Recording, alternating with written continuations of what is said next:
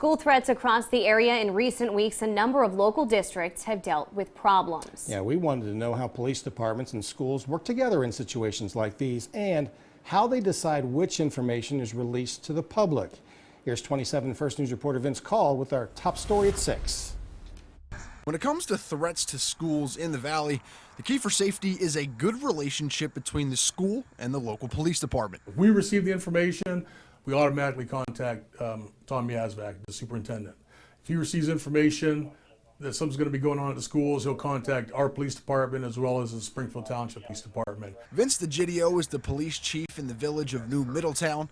He says he's had a couple of run-ins with school threats in the past, but none that were serious.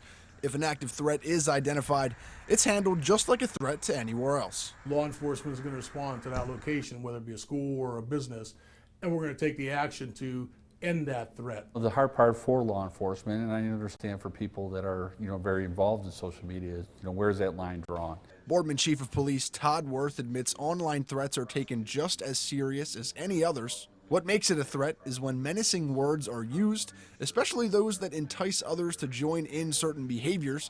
Most cases vary in severity, but ultimately can lead directly to prosecution. Whether it's just simply, seeking that person out and talking to them, whether it's close to that line or, something more serious, going right to that, hey, we're going to prosecute that person. We have to be careful what information we give out to parents and community members. Tom Yazvac is the superintendent of Springfield Local Schools.